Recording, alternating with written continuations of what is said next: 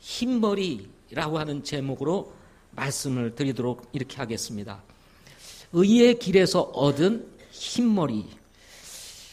성경에서는요, 이 흰머리가 부끄러운 것이 아니라 사실은 굉장히 아름다운 것인데, 요즘은 우리 어르신들께서 시대가 좋다 보니까 이 흰머리들을 감출 수 있는 염색 약들이 많이 나와서 자꾸 이 흰머리들을 검은 머리가 되도록 이렇게 바꾸시는 역사가 한 달에 한 번씩 이렇게 일어나는 것 같습니다. 그런데 원래는 예전에는 이 염색할 수 있는 약들이 없었기 때문에 그냥 흰머리가 나시면 그냥 흰머리를 그대로 가지시며 사시던 시대가 있었습니다.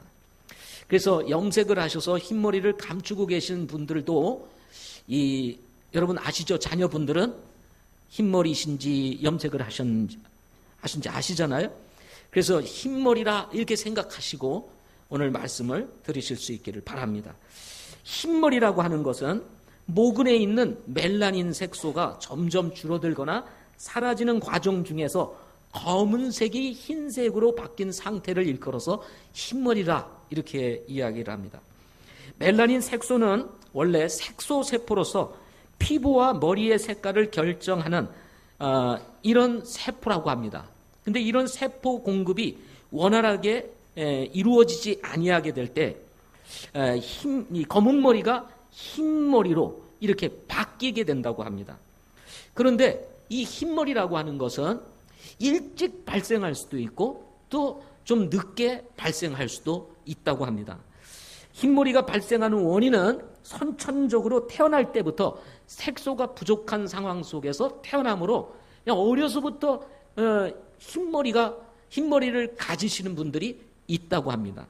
그런가 하면 후천적으로는 영양의 결핍으로 예를 들어서 뭐 빈혈, 철분, 뭐 아연 이런 것이 부족해가지고 이 일찍 흰머리가 생기는 경우들도 있다고 합니다. 그런가 하면 현대인들은 과도한 스트레스로 인해서 이 흰머리가 발생을 하게 되고 또 약물의 부작용으로 인해서 흰머리가 생기는 경우들도 있다고 합니다.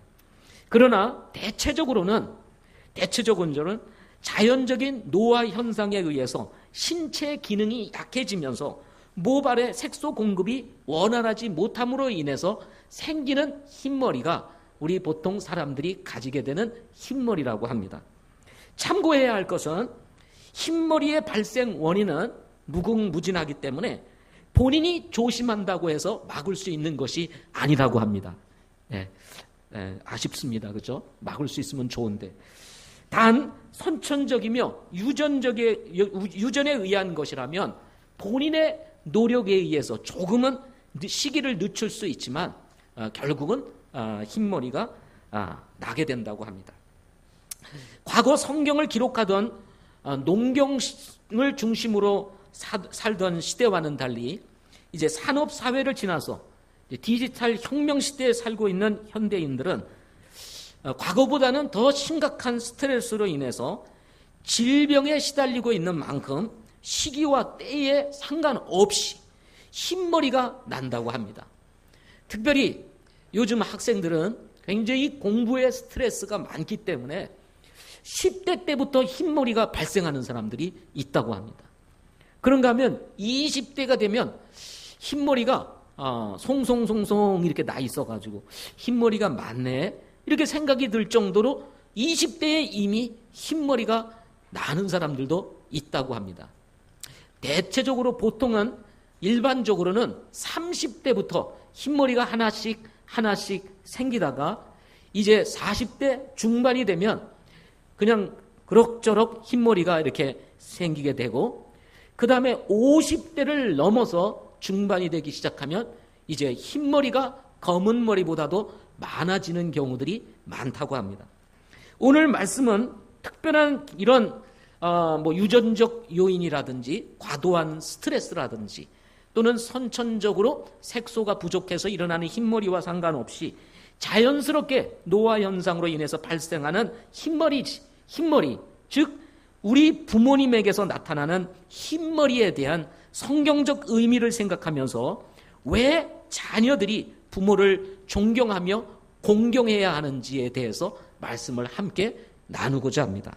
첫째는 흰머리는 삶의 역사가 녹아있기 때문에 우리가 존경하고 그리고 공경해야 한다 하는 것입니다. 오늘 본문 말씀에 보면 의로운 길에서 얻은 흰머리는 영광의 관이다 라고 이렇게 본문에서 밝히고 있습니다. 특별히 이 흰머리는 유대인들에게 있어서는 장수의 상징으로 여겼다고 합니다.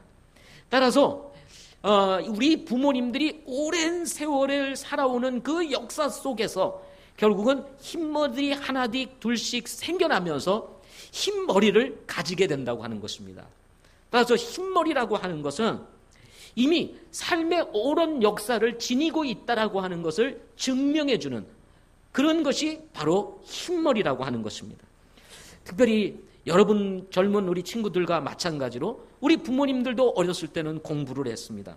공부를 하다 보니까 스트레스도 있게 되고 또 심각한 경쟁 구도 속에서 살아남기 위해서 몸부림치며 또 참 일을 하며 이 가정을 부양하는 그런 일들이 있었기에 또 이런 것으로 인한 또 흰머리도 있을 것이고 또 이제 결혼하여서 이제 자녀를 낳게 되면은 이 자녀들 기르는 것에 대한 또 많은 그 참 수고와 그리고 섬김 그리고 또 스트레스 이런 것으로 인해서 흰머리가 또 발생을 하게 되는 것입니다. 또 이제 자녀들이 어느 정도 이제 자라게 되어서 이제 좀 이제 괜찮겠다 싶으면 사춘기가 오지 않습니까? 이 사춘기는 마치 럭비공과 같이 어디로 튈지 모르는 상황 속에서 실제로 우리 젊은 부부들은 이 자녀의 이 교육 속에서 엄청난 씨름을 하게 됩니다. 이 자녀와의 씨름은 그야말로 부모에게 있어서의 정말 굉장한 스트레스를 제공함으로 인해서 또 흰머리가 발생하게 되는 것입니다. 그런가 하면 우리 예수 믿는 사람들은 또 믿음의 길을 가는 과정 속에서 영적인 싸움을 싸워야 하는 이런 강력한 부담을 가지고 살아가게 됩니다. 이런 영적 싸움에 직면하면서 오는 참 여러 가지 그 싸움들로 인해서 오는 또 흰머리가 생기게 되고 또 우리 교회 안의 리더들 같은 경우는 우리 정말 목장을 섬기고 목원들을 섬기는 과정 속에서 또 여러 가지 일어나는 어려운 복합적인 일들로 인해서 오는 또 이 섬김에 대한 어려움들 이런 것들이 또 쌓여서 또 그것이 흰머리로 발생할 수도 있게 된다는 것입니다. 양들도 마찬가지입니다. 나는 현재 그대로 살고 싶은데 목자들은 자꾸 믿음으로 살 것에 대해서 권면하고 도전합니다. 하나님의 말씀으로 사는 것이 우리에게 복입니다.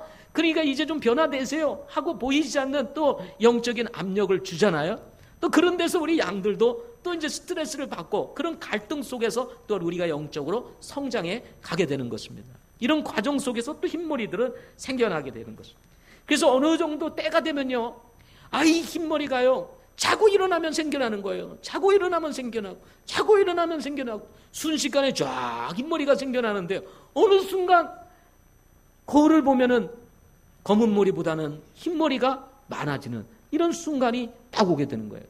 그래서 아무 생각 없이 막 이렇게 거울을 보고 이렇게 막 바쁘게 살다가만 모르다가 갑자기 정신을 차리고 거울을 딱 봤는데 보니까 흰머리가 더 많은 거예요. 그러면 자신도 모르게 충격을 받죠. 내가 이렇게 흰머리가 벌써 많아졌나? 이런 생각이 들게 되고 이제는 내가 노인이 돼가는구나. 이런 생각들을 가지게 되는 것입니다. 이렇게 흰머리라고 하는 것은 우리 부모님들의 지난 세월 속에서 남겨진 그 부모님의 발자취, 그 역사의 삶, 이것을 고스란히 이런 것들이 고스란히 녹아있는 것이 뭐냐? 그것이 바로 우리 부모님들의 흰머리라 이렇게 말할 수가 있는 것입니다. 따라서 정말 부모님들이 이 흰머리를 가지고 있다고 하는 것은 자녀 입장에서 정말 우리 부모님들이 우리들을 낳고 키우고 양육하는 과정 속에서 얼마나 수고하고 노력하고 애를 썼는지 그것이 하나로 그냥 압축되어 녹아있는 그것이 뭡니까? 그게 흰머리라는 거예요. 그래서 우리 부모님들이 흰머리가 자꾸 늘어가면 늘어갈수록 우리 자녀분들은 부모님들이 우리를 위해 이렇게 수고하고 노력하면서 애쓰면서 저렇게 흰머리가 늘어가시는구나 생각을 하면서 오히려 존중하고 공경해 드리는 것이 마땅하다는 것입니다. 아멘. 따라서 자녀들이 살아가는 삶의 모습, 현재의 삶의 모습은 우리 부모들이 지난 세월 어떻게 사셨는지에 대한 하나의 증거라고 하는 사실을 여러분 꼭 기억하셔야 되는 것입니다. 따라서 우리나라 옛날 말에 이런 말이 있습니다. 자녀를 보면 부모를 안다는 말이 있어요. 부모가 어떻게 자녀를 양육하고 또 그 부모의 그 뜻을 따라서 자녀가 어떻게 자라주었느냐에 따라서 자녀의 현재 모습이 결정이 된다는 것입니다. 그래서 잠언 17장 6절 말씀에 보면 이런 말씀이 있습니다. 자식들의 자식들은 노인들의 화관이요 자식들의 영광은 그들의 아버지니라 하는 말씀이 기록되어 있습니다. 다시요, 이거 지나치다 보면 이게 무슨 말인가 할 수가 있는데요. 한번 더 읽어드리겠습니다. 자식들의 자식들은 노인들의 화관이요 자식들의 영광은 그들의 아버지니라 하고 말씀하고 있습니다. 이 말은 무슨 말이냐면요, 부모님이 여러분들을 낳으시고 기르는 과정 속에서 이제 여러분들이 자라가지고 또 결혼을 하여 자녀들을 출생하게 되었습니다. 그러면 우리 부모님들이 뭐가 되죠? 할아버지, 할머니가 되는 것입니다.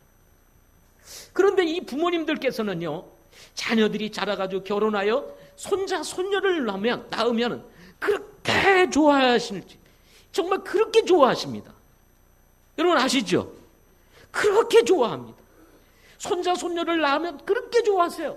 사실은요, 그 과정 속에서 부모님은 이미 늙어가시고 나이가 들어가시고 이제 젊음이 사라짐에도 불구하고 할아버지가 되는 거, 할머니가 되는 거, 그리고 손자, 손녀를 보는 거 너무 좋아하십니다. 어떤 경우에는요, 자식은 쳐다도 안 보고 누구를 봐요? 손자, 손녀를 보는 것입니다. 그저 그냥 자식은 왔냐 그냥 그만이고 그 다음에 아이고 우리 새끼 왔냐 그러면 손자, 손녀 끌어안고 그렇게 이뻐하시게 됩니다. 그거 왜 그렇습니까?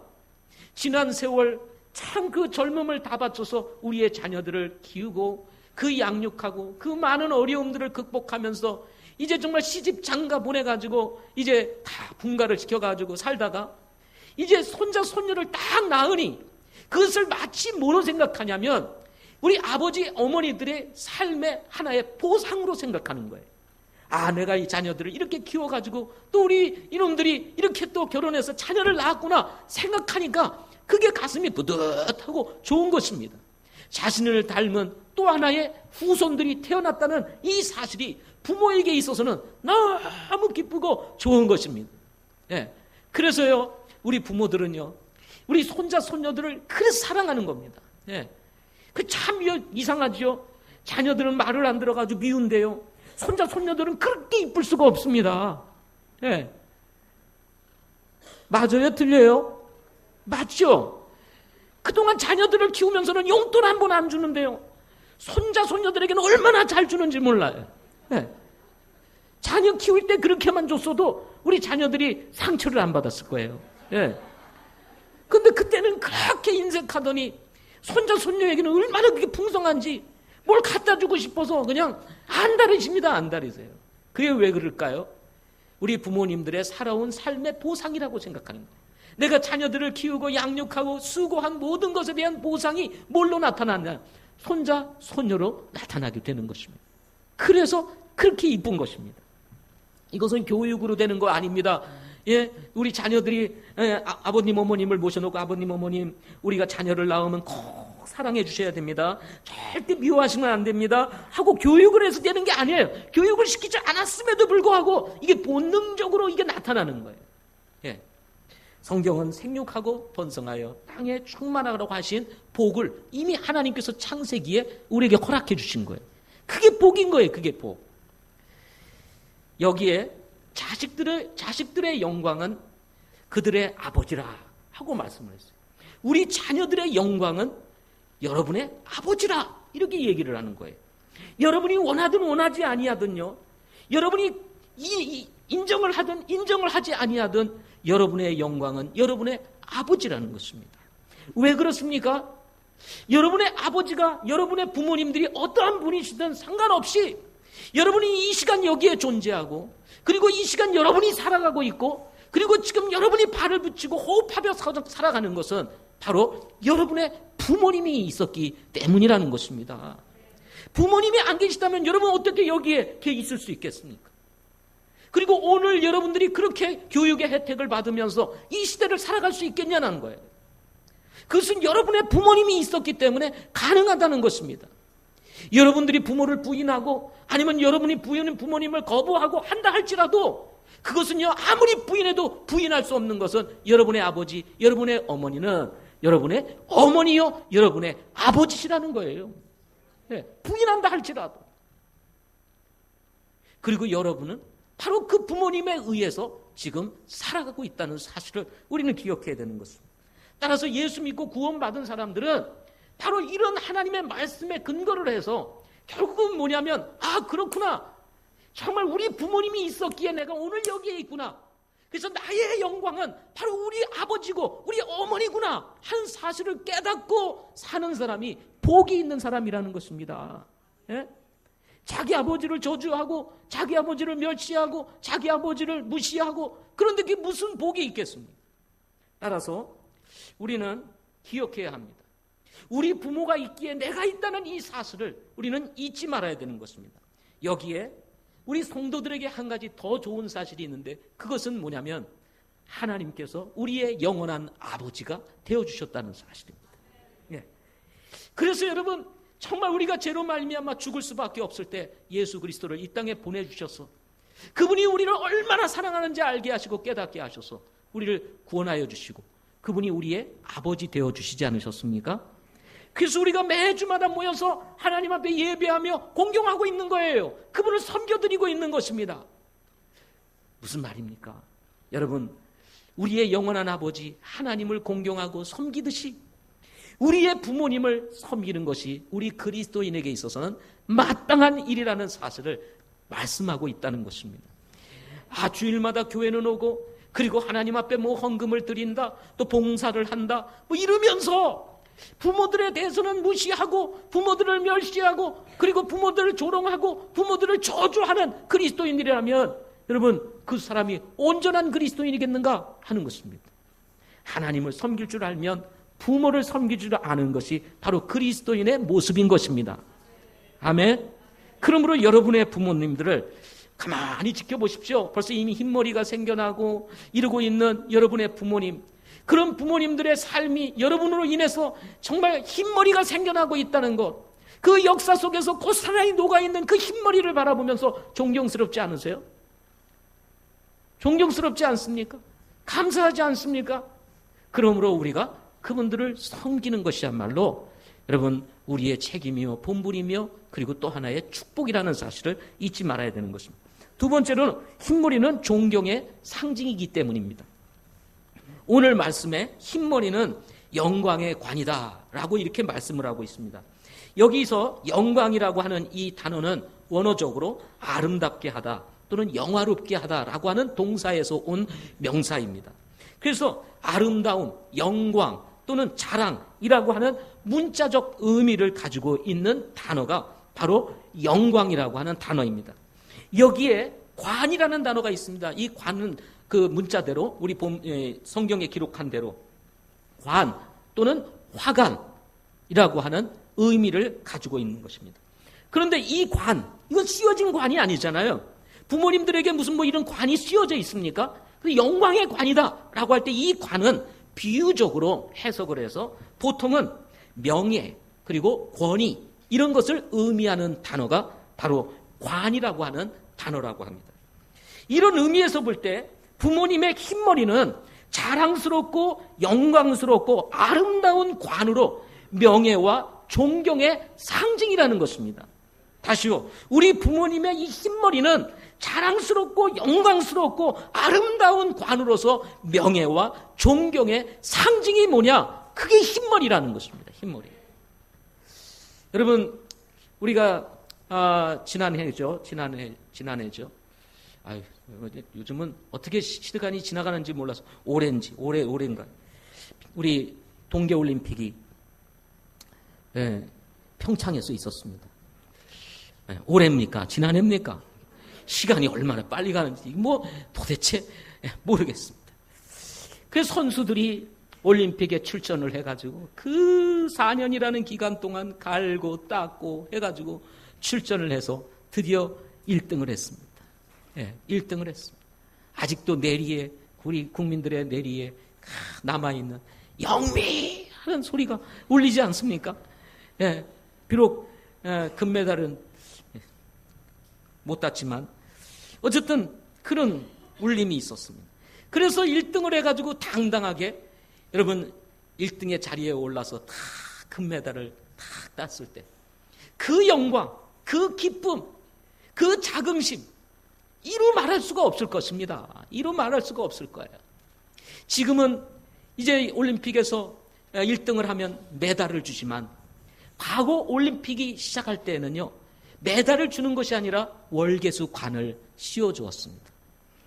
당시 우리 송기정 선수가 일제시대였기 때문에 이 태극 마크를 다는 것이 아니라 일장기를 달고 세계 마라톤 대회에 출전을 해서 당당히 1등을 하게 되었습니다.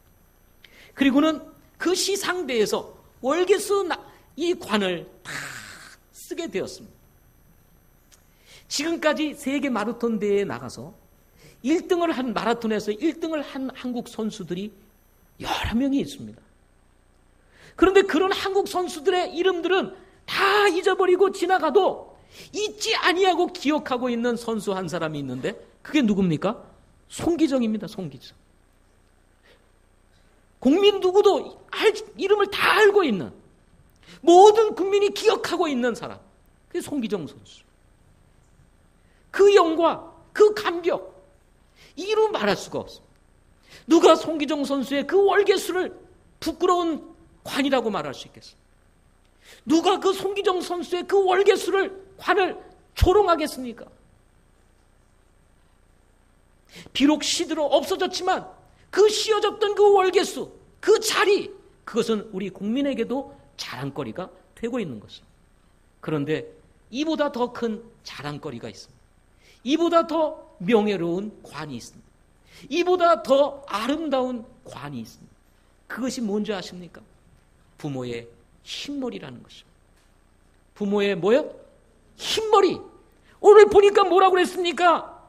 이것이 영광의 관이라 하고 말씀을 했습니다. 물론 우리 송기정 선수는 국가의 품격을 높여주고 당시 힘없는 한 민족의 참 이 서러움 속에서 국민의 힘을 붙돋아주고 위로해주고 격려해주는 그런 소식이었을 것입니다. 그러나 송기정 선수가 나의 인생에 무슨 의미가 있습니까? 뭘 갖다 줬어요? 나에게 뭐 용돈을 줬습니까?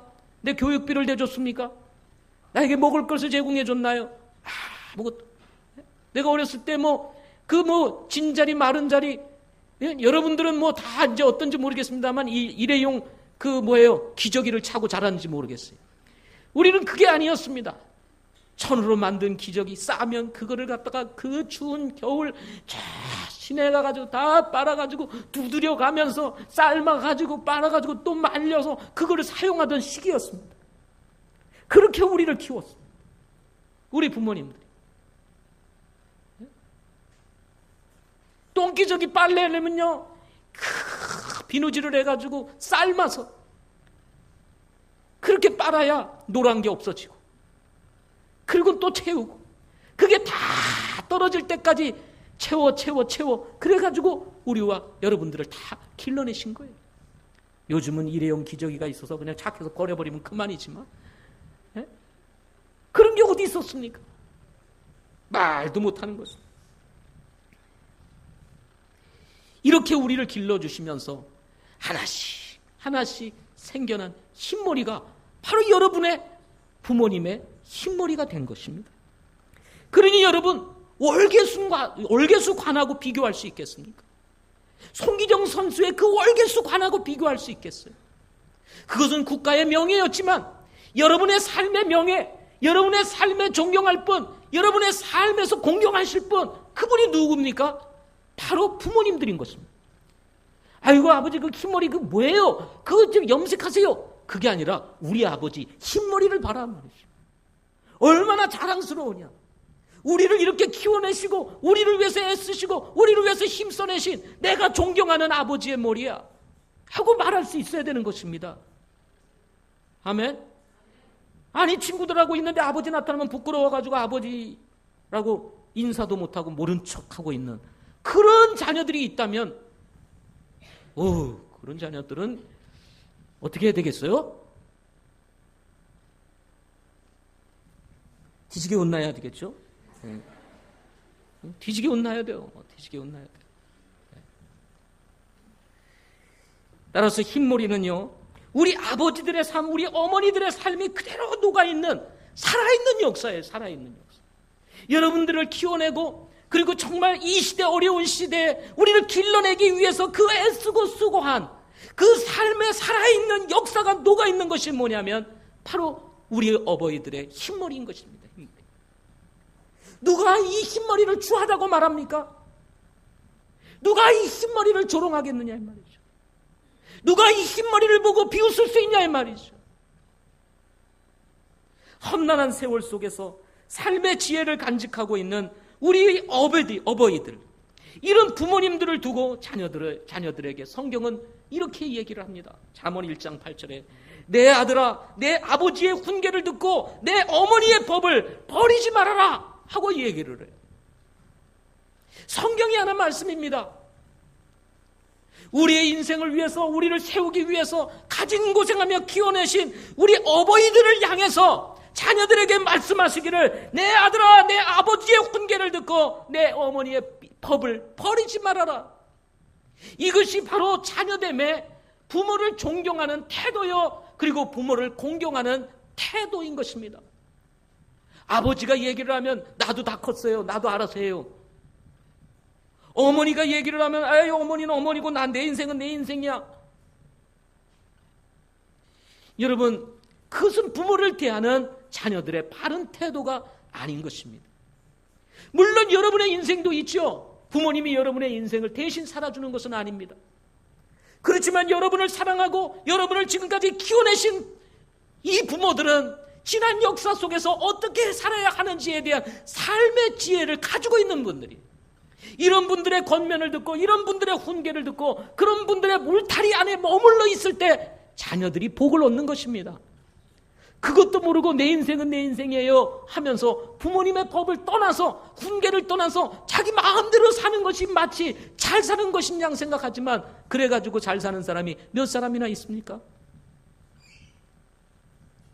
잠언 6장 20절에 보면 내 아들아 내 아버지의 명령을 지키고 내 어머니의 법을 버리지 말며, 잠언 20장 20절에 보면 누구든지 자기 아버지나 어머니를 저주하면 그 사람의 등불은 깜깜한 어둠 속에서 꺼지리라.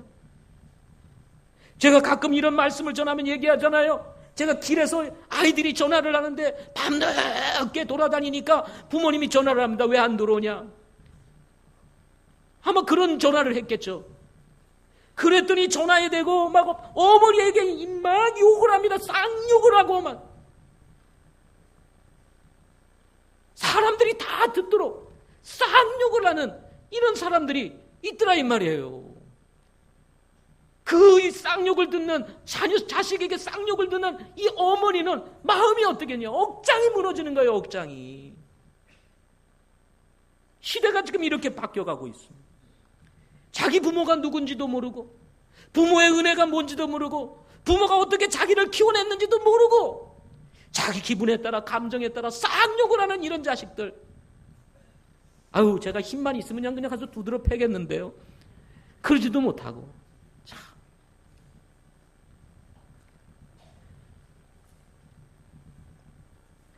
잠언 20장 22절에 보면 23장 22절에 보면 너를 낳은 내 아버지의 말에 귀를 기울이고 내 어머니가 늙을 때 그녀를 업신여기지 마라. 제일 만만한 게 어머니잖아요. 그러니까 어머니를 업신여깁니다. 이제 늙어가지고 아무것도 일도 못하고 하지도 못하니까 답답하니까 그냥 막 툭툭 내뱉고 말이죠. 부려먹을 때까지 다 부려먹고 말이죠. 무슨 말이 있으면 어머니 해가지고 엄마 해가지고 와가지고 다 일을 시키고 다 하고 이제 힘이 없어서 아무것도 못하니까 뭘 해라 막 큰 소리 치고 막 얘기를 합니다. 툭툭 댑니다. 여러분 그러면 안 됩니다. 사람이 늙게 되면요 아무래도 말도 어눌해지게 되고 생각의 깊이도 짧아지게 되고 했던 말 또 하고 했던 말 또 하시고 그래도 여러분 처음 듣는 것처럼 어머니 그러세요 하고 들을 수 있는 여유가 없으세요? 저는 우리 모치님들하고 같이 사역을 하다 보면 했던 말 또 하시고 또 하셔요. 그래도 그러세요. 그러세요. 그렇게 좋아하십니다. 들어줄 곳이 없어요. 들어줄 곳이. 아무도 들어주지 않습니다. 자녀들조차도 안 들어줘요. 그러니까 어디 가서 오겠습니까? 모치님들끼리 모여서 했던 말 또 하고 했던 말 또 하고 그랬어 그러면서 본인들끼리 이것을 위로하고 격려할 수밖에 없는 거예요.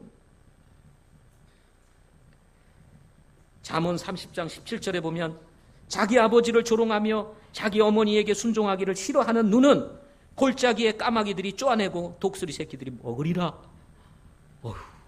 이런 무서운 얘기를 하나님이 하셨습니다. 다시요. 자기 아버지를 조롱하며 자기 어머니에게 순종하기를 싫어하는 눈은 골짜기의 까마귀들이 쪼아내고 독수리 새끼들이 먹으리라. 이렇게 되고 싶으세요? 이렇게 되고 싶으세요? 하나님의 말씀입니다. 하나님의 말씀. 하나님의 말씀이에요. 우리 자녀들을 위해서 온 삶을 희생하고 말이죠. 인생을 다 쏟아부으면서 자녀를 키웠건만 아버지를 조롱하고 자기 어머니의 말에 순종하지 않고 지금 시대가 어떤 시대인지 그런 말 하세요. 내 인생 내가 사니까 그냥 가만히 계세요 하고 무시해버리고 듣지도 않고 그러한 눈은 골짜기에 까마귀들이 쪼아내고 어떤 까마귀가 우리의 삶의 환경으로 다가올지 몰라요. 여기서 까마귀는 진짜 까마귀가 아닙니다. 이거 진짜 까마귀가 와서 에이 까마귀 오면 내가 손으로 치지 뭐 이렇게 생각하면 오해입니다. 인생의 까마귀들이 있어요. 인생의 까마귀들이 영적인 시야를 잃어버리고 우리의 삶의 시야를 잃어버리게 만드는 인생의 까마귀들이 많아요. 우리의 인생을 쪼아먹는 독수리 새끼들이 이 환경, 이 세상에는 많이 있다는 것입니다. 그러므로 여러분 흰머리를 무시하면 안 됩니다. 아멘. 흰머리를 존경해야 돼요. 근데 아쉬운 것은 우리 부처님들, 모치님들이 다 염색을 하셔서 흰머리가 없으셔. 그래서 누구를 존경해야 될지, 누구를 바라봐야 될지 알 수가 없어.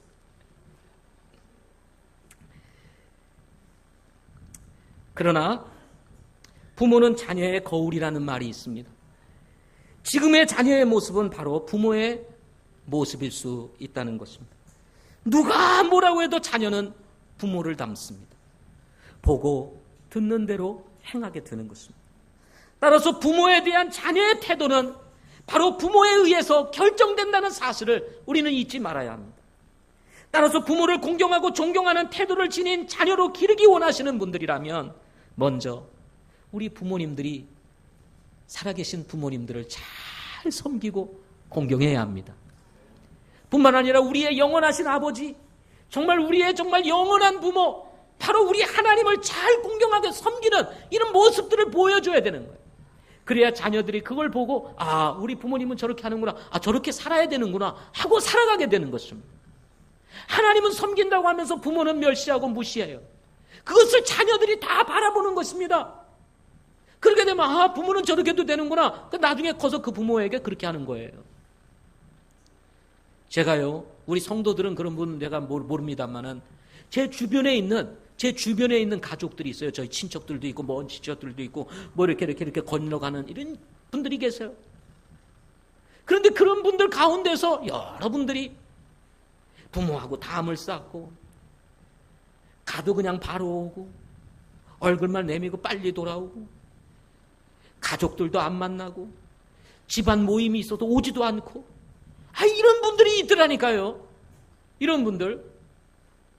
그러면 여러분 그 자녀들이 보고 뭘 느끼겠습니까? 우리 부모님은 저렇게 하는구나. 그럼 나도 커서 그렇게 하면 되겠구나. 나중에는 찾아오지도 않는 거예요. 쳐다보지도 않는 겁니다. 부모들이 한 대로 그대로 하는 거예요.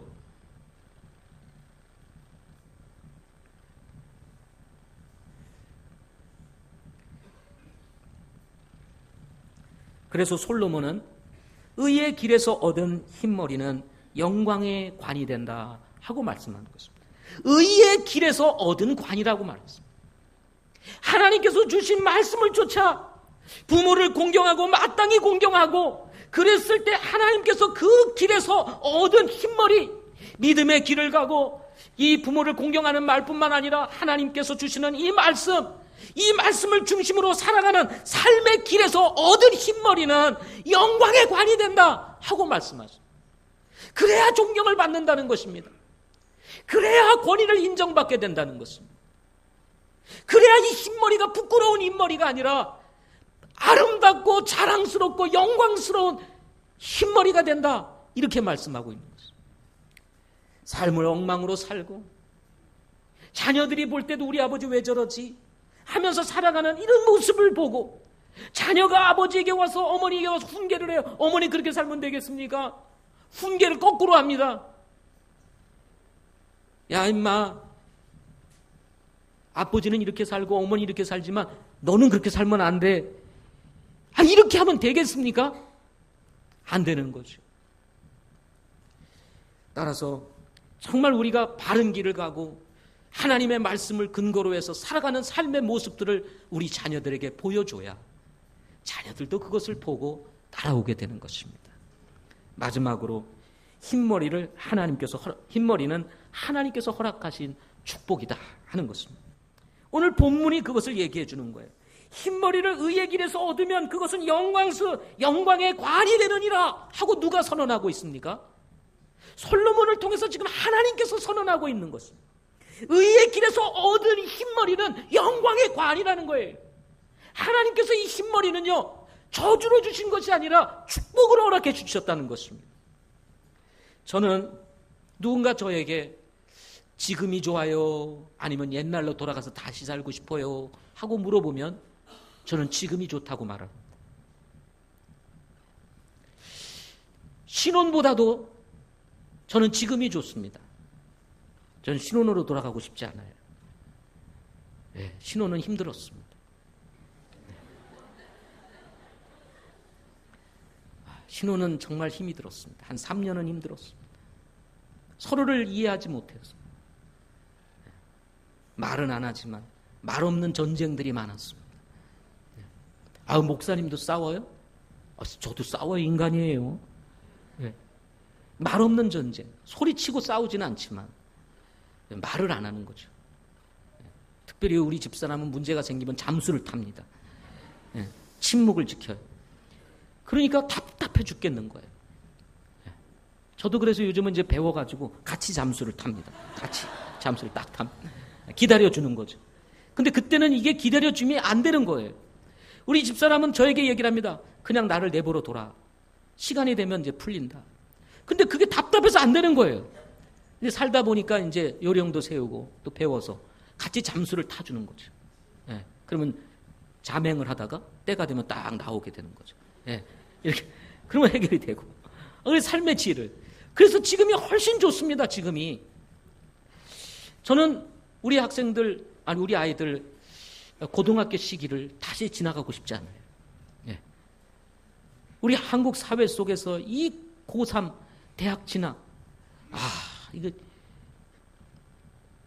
우리 아이들이 집에 오는 시간에 저도 같이 집에를 갔습니다.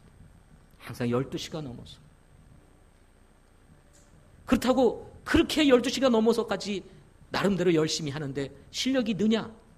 그것도 아니에요. 그러니까 자기도 힘든 거예요. 그러다 보니까 그 속에서 그래도 어찌 가야 되니까 포기하지 않도록 지켜보고 얘기하고 또 격려하고 그러면서 그 과정을 끄는데요. 참 힘듭니다. 다시 그 길을 가고 싶지 않아요. 저는 지금이 좋습니다. 그 과정을 다 통과하고 이제는 학교도 졸업을 하고 또 요즘 돈을 보니까 얼마나 좋은지 몰라요. 아니 뜯어가는 게 없어요. 뜯어가는 게 없어요. 얼마나 좋은지 몰라요. 근데 그걸 다시 지나가요? 저는 그러고 싶지가 않습니다. 지금이 너무 좋습니다. 어버이날이라고 카네이션도 하나 사오지요. 용돈은 안 주더라고요. 카네이션은 그래도 카네이션도 받고.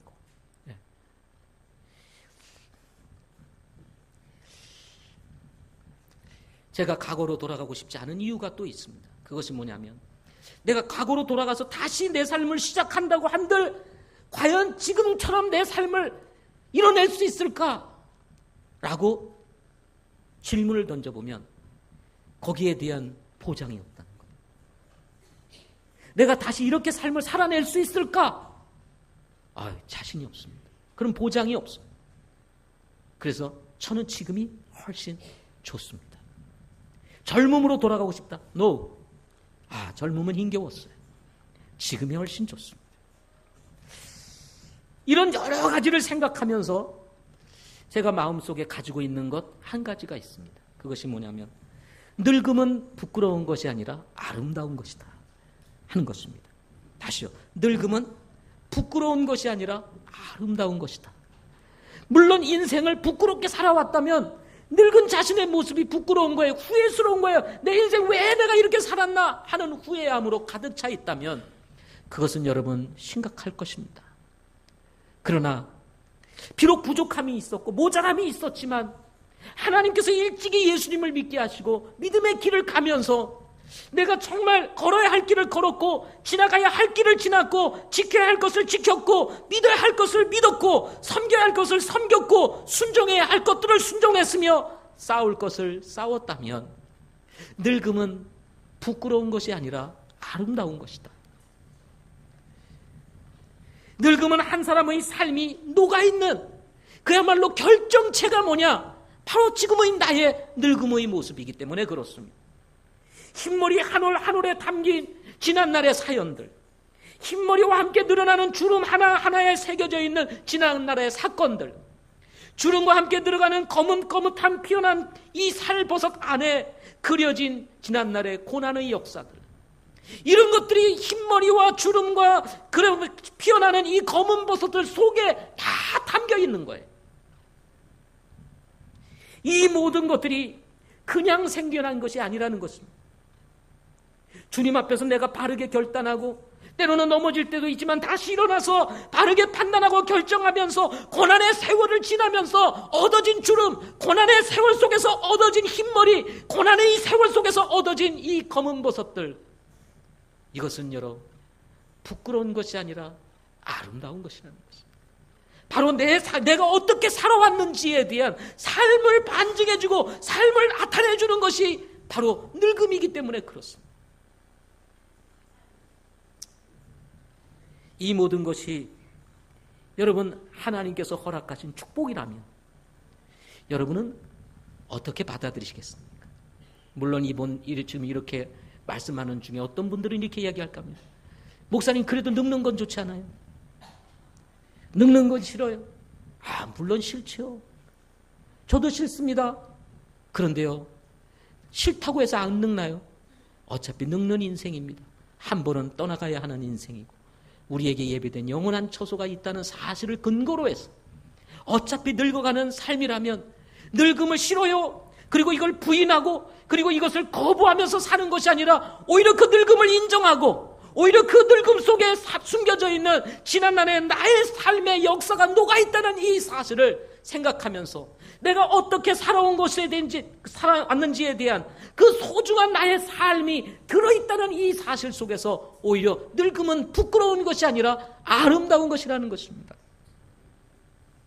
그래서 여러분 우리 부모님들을 공경해 드려야 되는 거예요. 흰머리가 있고 주름이 늘어나는 우리의 부모님, 지난 세월 속에서 어떻게 사셨는지의 증거라는 거예요. 그래서 아까도 얘기했잖아요. 자식들의 영광은 아버지들이니라. 아버지들의 흰머리, 아버지들의 주름, 아버지들의 그 검은 모습을 보면서 부끄러워하는 것이 아니라 우리 아버지를 보라며. 아버지가 어떻게 살아왔는지를 보라. 우리 아버지의 인생은 아름다운 인생이었어. 우리 어머니의 인생은 아름다운 인생이었어. 그것이 바로 흰머리 속에 담겨져 있는 거야. 그래서 사람들에게 우리 아버지를 자랑하고 우리 어머니를 자랑하고 바로 우리 어머니는 이런 분이었어. 우리 아버지는 이런 분이었어. 여러분 이렇게 고백하는 것이 아름다운 것 아니겠습니까? 부모는요 무시할 대상이 아니라 존경과 그리고 정말 공경의 대상이라는 사실을 우리는 잊지 말아야 합니다. 아멘. 그러나 부모에 대한 상처를 가지고 계신 분들도 있을 것입니다. 한국 사회뿐만 아니라 전 세계적으로 나타나는 사회적 하나의 현상은 참으로 부모에 대한 깊은 상처를 가지신 분들도 있다는 것입니다. 인생 사는 것이 쉬운 일이 아닙니다. 뜻대로 되지 않거나 나도 잘 살아보고 싶은데 하는 일마다 어려움이 찾아와서 좌절과 절망을 겪으면서 삶에 대한 희망을 놓아버리고 이제는 자신감마저 완전히 상실해서 내 삶을 꿈꾸며 도전하며 비전을 가지고 살던 시대와는 달리 이제는 살고 싶은 마음을 가지지 못하는 이런 분들도 있다는 것입니다. 좌절과 절망에 빠져 삶을 포기하고 비관하며 사시는 분들도 있습니다. 그러다 보니 사람들 보기도 부끄럽고 때로는 가족을 거느리고 있음에도 불구하고 더 이상 이 가족을 부양할 수 있는 힘이 없어 집을 떠나 노숙의 길을 걷는 이런 분들도 있는 것입니다. 제가 가끔 영등포를 지나다 보면 노숙자 되시는 분들께서 한 끼의 밥을 얻어 드시기 위해서 길게 줄을 늘어서 있는 것을 보게 됩니다. 거기에는 연세가 있으신 분들도 있지만 멀쩡하게 젊은 분들도 있습니다. 그냥 깨재재한 모습으로 서 있는 그 모습을 보면 아니 저 힘으로 가서 일을 하면 될 텐데 그럼에도 불구하고 일할 수 없는 사연, 더 이상 무엇인가 시도할 수 있는 힘을 잃어버린 그 인생의 사연이 다 들어있다는 거죠. 그분들도 한때는 부모로부터 사랑받고 부모로부터 존중을 받으면서 이 아이가 정말 커서 어떤 아이가 될고 하니 하고 기대를 한 몸에 받았던 사람들이었을 것입니다. 자녀도 있고 아내도 있고 그럼에도 불구하고 한순간 무너진 자신의 삶을 바라보면서 자녀를 떠나고 가족을 떠나 집을 떠나서 홀로 노숙의 생활을 해야 하는 이런 분들도 있다는 거예요. 인생이 녹록지가 않습니다. 살아내기가 쉽지 않은 것이 인생인 것입니다. 그러다 보니 자녀들 또한 깊은 상처를 가지시는 분들도 있을 수 있다는 것입니다. 그러나 제가 한 가지 여러분에게 말씀드리고 싶은 것은 우리에게는 하나님 아버지가 계시다는 사실입니다. 시간이 없어서요. 뒷순서가 많이 남아있습니다. 저는 아버지로부터 특별한 사랑을 받아본 적이 별로 없습니다. 안아주거나 쓰다듬어주거나 아이고 우리 병성이 참 너 보기 참 좋다. 내 아빠가 너 사랑하는 거 알지? 하면서 이렇게 한번 해준 적이 없습니다. 바깥에서 열심히 놀고 있는 모습을 보면 부모들은 다 기쁘시죠? 아이가 열심히 뛰어노는 모습을 보면 얼마나 흐뭇합니까? 그럴 때는 뭐라도 주고 싶잖아요. 병성아 이리 와. 그래서 용돈을 한번 딱 주면서 야 이거 친구들하고 같이 한번 사 먹어. 이래 본 적이 없어요. 우리 아버지가 저에게 불러가지고 내가 용돈을 딱 주고 이렇게 받아본 적이 기억이 없어요. 기억이. 오히려 제 기억 속에 잊혀지지 않는 기억은 아버지에게 돈을 달라고 그랬다가 안 주니까 그냥 떼쓰다가 신나게 얻어맞은 기억이 남아있습니다. 네. 뒤지게 맞았습니다. 정말. 그런데요, 내 어린 나이에도 그걸 하나 안 주셔가지고 그걸 날 잡아가지고 이렇게 때리냐 하는 이 억울한 분노, 이게 식어지질 않아가지고요 한없이 울었던 기억이 납니다. 한없이. 그게 풀리질 않아가지고. 그랬더니 어머님이 안 된가 싶더니 5원을 주더라고. 1원 달라고 그랬는데 그 당시 1원이 컸습니다. 근데 5원 주면 하루 종일 먹고 다니는 거예요. 5원을 주더라고요. 제가 그 기억을 아직도 가지고 있어요. 그러나 제가 한 가지 아는 사실, 우리 부모님은 성실한 분이셨습니다. 뭐 폭력을 행하거나 그러지는 않으셨습니다. 술을 자시고 들어오시면 다 자식들 불러놓고 이놈들 하면서 뭐 이렇게 하시는 분도 아니십니다. 술 드시면 그냥 집으로 들어가셔서 고이 주무시는 그런 분이셨습니다. 그럼에도 불구하고 저는 뭐 크게 아버지에 대한 사랑 애정, 그런 걸 느껴본 적이 없어요. 그럼에도 불구하고 저는 예수 믿고 난 이후 하나님으로부터 그 사랑을 알게 되었습니다. 하나님이 나를 어떻게 사랑하는지, 그분이 나와 함께 계시고 내가 힘들 때 기도하면 그분이 다가와 주시고 응답해 주시고 말씀을 통해서 나의 잘못된 것을 강하게 책망해 주시고 비전이 없을 때 말씀을 통해서 비전을 제시해 주시고 내가 어디로 가야 할지 방향을 제시해 주시고 그리고 정말 넘어지고 또 넘어지고 한계에 부딪혔을 때 그나마 나에게 용기를 주시고 다시 일어날 수 있는 힘을 주시는 분이 누구셨습니까? 바로 나의 하나님, 나의 아버지셨습니다. 그것 속에서 저는 제 인생을 새롭게 기록하기를 시작했어요. 여러분, 혹시 부모에 대한 상처가 있다 할지라도 씻어내시고 여러분에게 바로 영원하신 아버지가 계시다는 사실을 통해서 삶을 회복하고 놀랍게 인생을 살아내고 좋은 부모로 자라가실 수 있기를 소망합니다. 기도하겠습니다.